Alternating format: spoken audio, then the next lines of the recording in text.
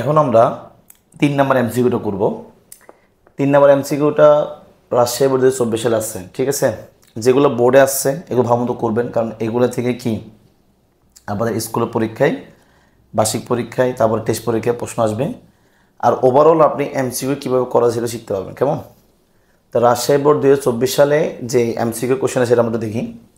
একটা ত্রিভুজ দিছে, একটা হলো এ বি, একটা সি, একটা ত্রিভুজ। এই ABC ত্রিভুজের এটা হচ্ছে সমকোণ, ঠিক আছে। আর এটা হচ্ছে কি সূক্ষ্মকোণ।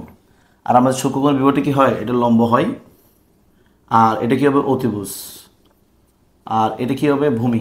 তার মানে আমার এখানে কিন্তু লম্বর ভূমি দেওয়া আছে, লম্ব কী দেওয়া আছে, ভূমি দেওয়া আছে, কিন্তু অতিভুজ দেওয়া নেই। আর আমার সাইন মানে কি, লম্ব বাই অতিভুজ। তাহলে অতিভুজটা লাগবে, তাহলে আমার মানে বিসিটা লাগবে, কেমন। তো বিসি আমি দেখি এই চিত্রে দেখা যাচ্ছে আমাদের লম্ব হচ্ছে যে এসি মান কত 2। তারপর হচ্ছে যে ভূমি হচ্ছে AB, এটা মান কত 3। আমার নাই অতিভুজ, আমার কি নাই অতিভুজ হচ্ছে মানে কি BC, অতিভুজটা নাই। তাহলে পিথাগোরাসের বদ অনুসারে পিথাগোরাসের উপপাদ্য অনুসারে আমরা কি জানি, অতিভুজ স্কয়ার, অতিভুজ মানে কত এখানে BC স্কয়ার, অতিভুজ স্কয়ার ইকুয়াল টু লম্ব কত AC স্কয়ার প্লাস ভূমি মানে কত AB স্কয়ার। আমার বেসিক ক্লাস করে থাকলে আপনারা জানবেন। পিথাগোরাসের উপপাদ্য অনুসারে আমরা কি জানি, AC স্কয়ার মানে অতিভুজ স্কয়ার ইকুয়াল টু লম্ব স্কয়ার প্লাস কি ভূমি স্কয়ার। এখানে অতিভুজ হচ্ছে BC, লম্ব হচ্ছে AC, আর ভূমি হচ্ছে AB, কেমন। এখন আমার BC বাই করে ফেলবো, মান বাই করে ফেলি। তাহলে AC মান কত 2 স্কয়ার, AB মান কত 3 স্কয়ার, 4 + 9 কত আসবে 13 আসবে। আমার লাগবে কত BC, সুতরাং লাগবে BC। তো BC এই পাশে স্কয়ারটা কী যাবে, এখানে রুটে যাবে, কেমন। এখন আমার প্রশ্নে ব্যয় করতে বলছে কি, আমার প্রশ্নে ব্যয় করতে বলছে সাইন বি। কী ব্যয় করতে বলছে, সাইন বি।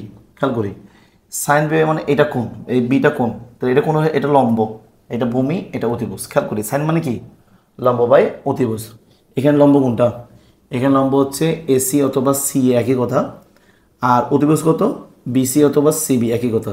মানটা বসে দিই, এটার মান হচ্ছে 2, আর BC মান একটু আগে পাইছি কত √/, কত 13, কত 13, ঠিক আছে। তার মানে আমি এখানে একটা অপশন দিই নাই, এখানে কি দিই নাই, অপশন তো ভুলে গেছি। ক নম্বর আমি অপশনগুলো দিয়ে দিচ্ছি, কেমন।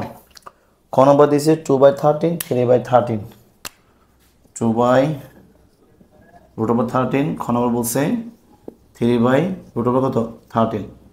গ নম্বরে বলছে হচ্ছে এটা উল্টা বলছে কত √13 ডিভাইড কত 3, আর ঘ নম্বর বলছে √13 কত 2। তাহলে আমার দেখা যাচ্ছে 2/13 উত্তর। তাহলে ক নম্বর উত্তর, আমাদের উত্তর কোনটা, ক নম্বরটা। বুঝে গেছে। আশা করি এগুলো MCQ বুঝতে অসুবিধা হচ্ছে না, কেমন।